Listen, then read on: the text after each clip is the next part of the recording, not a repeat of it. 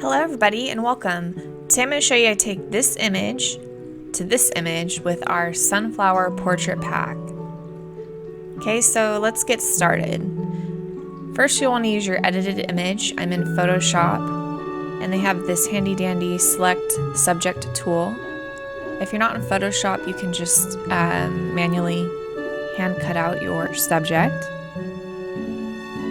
And once I do that, I like to leave quite a bit of padding around my subject. I want to be able to get her hairs and all the natural elements to the photo, make sure that those are retained when I bring it over to a sunflower background.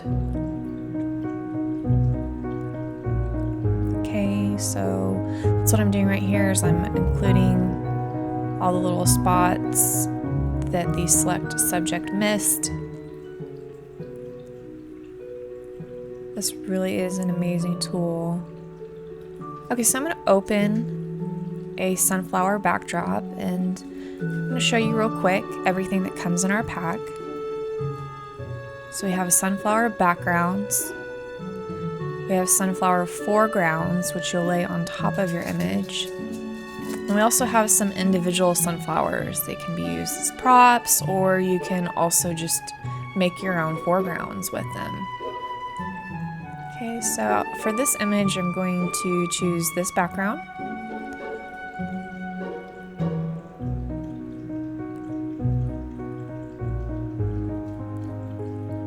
Alright, so now we'll go over to where our subject is cut out and do copy.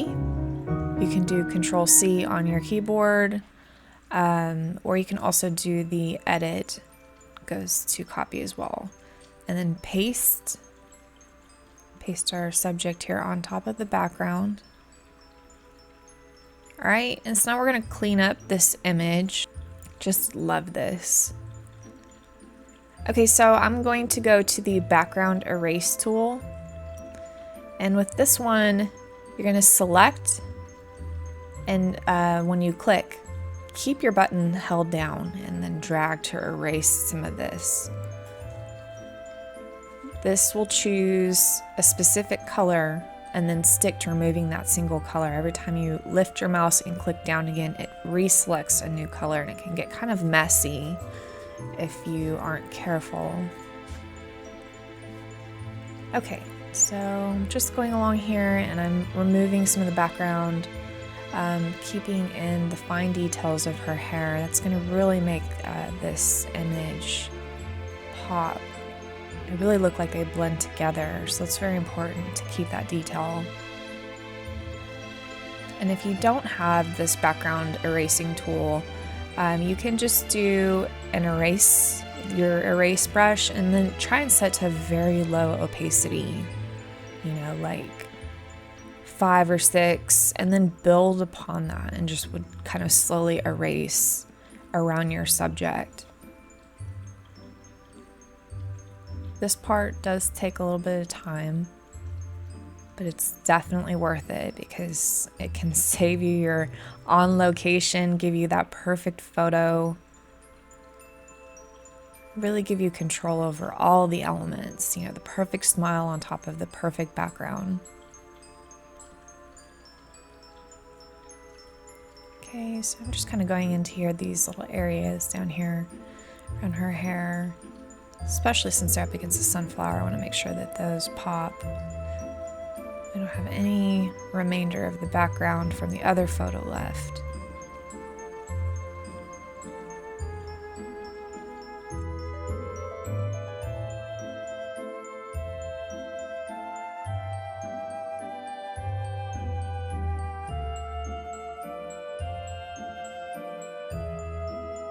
Kind of clean up. Make sure that there's no splotchy parts from where the background was erased. Try and get that nice smooth finish around your subject. It's looking beautiful. All right. So now what I want to do is I'm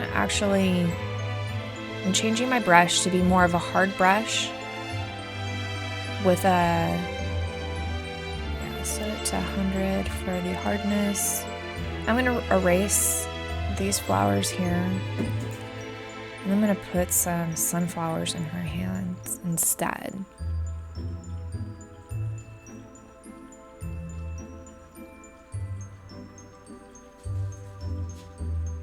And this is just, I'm using a clipping, or not a clipping mask, I'm using a layer mask. The layer mask works the same as the erase tool, but you know, if you mess up here along the way, you can just change your brush from black, which is erase, to white, and white will add the detail back. So it's kind of a multifaceted erasing tool, which is a little bit nicer. You're not committed to what you're erasing. And now I'm going to go to File and Place Embedded, and I'm going to select one of our sunflowers.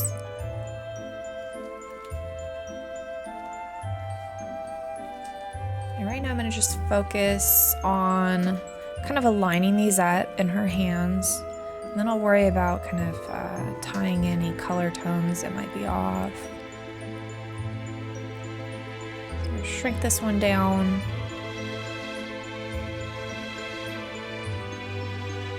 And I'm going to set this actually behind the layer of my subject so that it will look like she's holding onto this.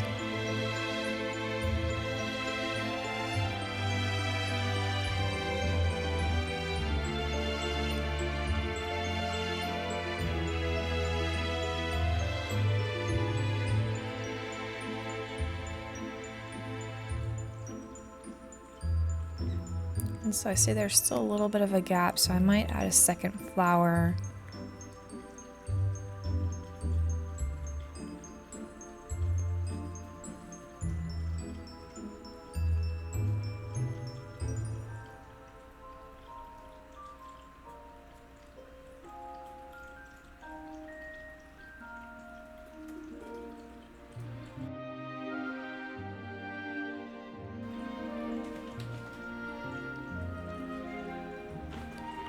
Okay, so I think this is going to fit in pretty nicely, having the two flowers in there together, making it a little bit more believable that she has the hand space that's being used here from what we erased earlier.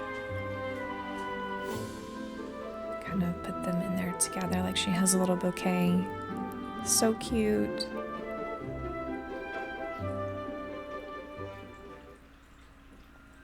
Okay, now what I want to do is I want to blend this first flower we put in. I know it's a little bit more greener, a little bit brighter, and I want to make it look the same. I'm gonna use a brush here with low opacity. And then I'm going to add another layer above my flowers layer. Okay, and so I'm going to take some of the color tones of the flower stem I like. Okay, and now I'm going to come over here and I'm going to just lightly brush that on with this low opacity to kind of blend them together. And I'm reducing the opacity of this flower, the flower's layer, because this does actually help it blend a little bit more into the photo. Some overlays, if you set them to like a 95 opacity, they do blend a little bit better. Some, like this one, you can't quite get away with. So I think this looks really good. Now I want to add some of our foregrounds here to tie in the photo. So I'm going to click on my subject because I want it to appear above her. This kind of looks like she's standing behind a bunch of sunflowers. I'm going to show you another one here. I have a bunch of different sets. This one's really pretty. It's kind of like you're looking through a row of sunflowers through her. Again, it really helps with that focal point.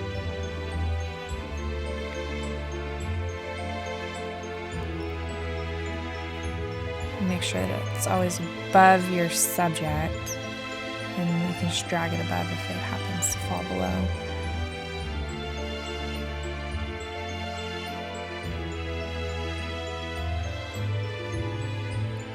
Alright, I'm going to show you another one. Let's see. This one's pretty.